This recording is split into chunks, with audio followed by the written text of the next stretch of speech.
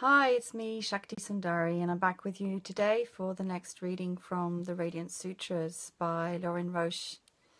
I'm back in London today, and gosh, it's a little bit difficult being back here and having left the country. I love being in the country, and it was beautiful to be out of London. The energy is very different out of London to being in London. And yeah, so it's just been a day of traveling and unloading and loading and settling back in. And I'm looking forward to reading today's sutra.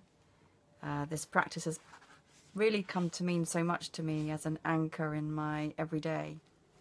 And yeah, so I'm looking forward to reading what the sutra is for today. So we are on Yukti verse 71 today. Amazing, huh? Here's the Sanskrit. Chitta adi anta kriti na asti mama anta bhavayet iti. Vikalpanam abhavena vikalpai uchita bhavet. And I'll just read that one more time. Yukti verse 71. Chitta adi anta kriti na asti mama anta bhavayet iti. Vikalpanam abhavena vikalpai uchita bhavet.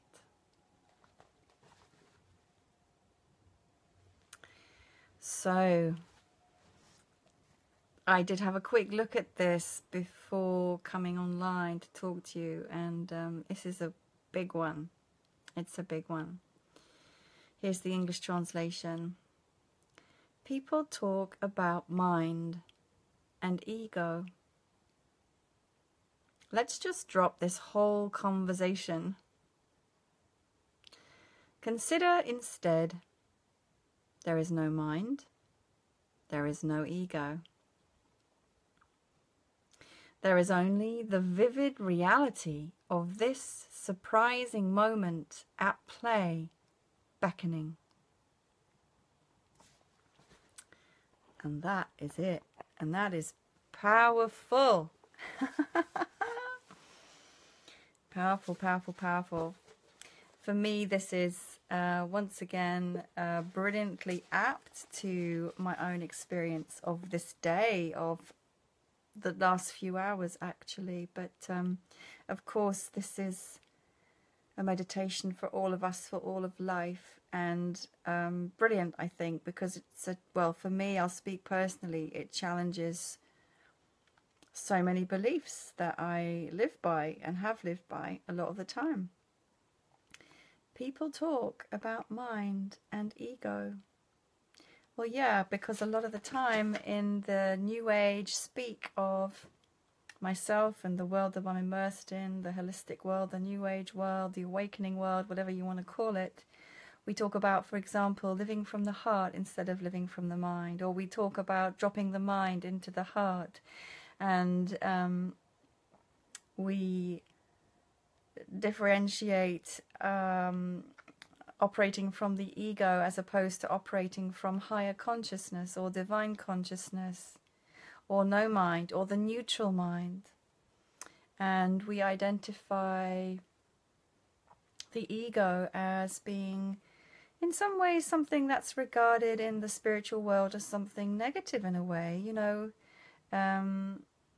we will talk pejoratively about ourselves or others when we say we're operating from the ego mind instead of the higher self or the higher mind. So there's a lot of judgment attached to these words in the spiritual circles that I'm in, I think. And there's an aspiration to move beyond the mind, the monkey mind, or the ego, into a higher state of being, which we might identify as heart consciousness or the higher self.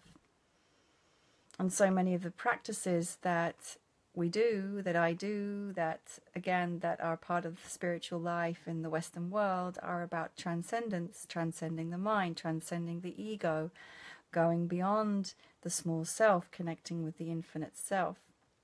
So this is a big part of the language and the belief system that I operate in and that we operate in. And yet, this Yukti verse, this meditation, is saying, let's just drop this whole conversation.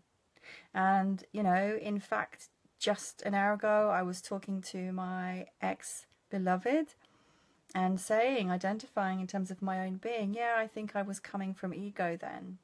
Or that's just your ego speaking, you know.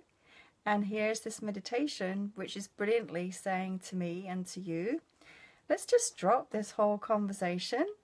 And I can actually feel, paradoxically, my ego resisting that a little bit and saying, oh, but yeah, I want to hold on to those beliefs. I want to hold on to the notion of myself a little bit. It's, why do I want to hold on to that, I wonder? What does it give me to hold on to that belief or to that notion, huh?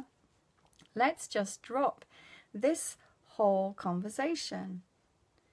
Consider instead, there is no mind. There is no ego. There is only the vivid reality of this surprising moment at play, beckoning.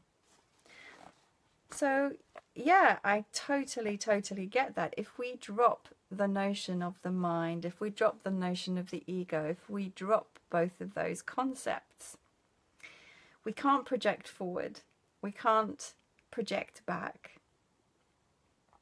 There's no past, there's no future. There is only this moment, because it's those concepts of the mind that's thinking about things, creating thoughts and beliefs and anticipations and imaginings, and the ego, which has its attachments to beliefs of certain identities, identifications, desires, wants, needs. If that doesn't exist anymore, and we meditate upon, well, what is then? There is only this. There's only this. And in this moment, there can be no suffering, there can be no pain, because there's simply this moment now of existence. There's nothing else that is real. This is the only thing that is real, is this moment.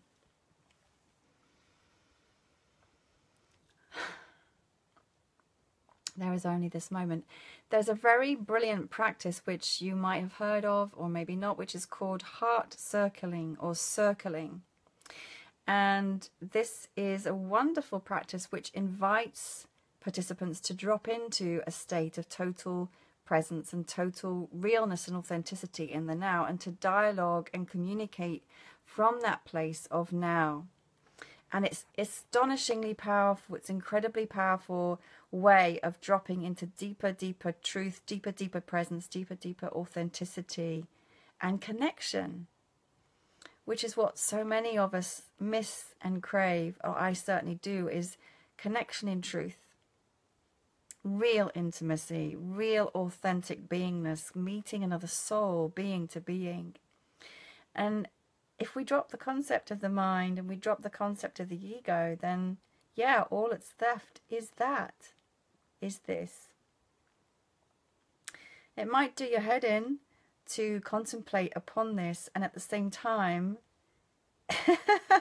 hopefully it will do your head in to the extent that you are then out of your mind and fully present in this moment, in this now, which is the only truth and reality there is.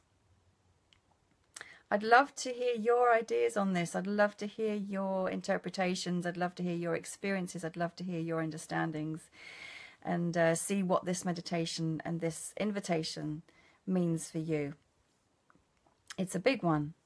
So I'd love to hear from you. Let me know what you think and how it goes. And then join me again tomorrow for the next reading from the Radiance Sutras from me back in London. Much love and Sat Nam.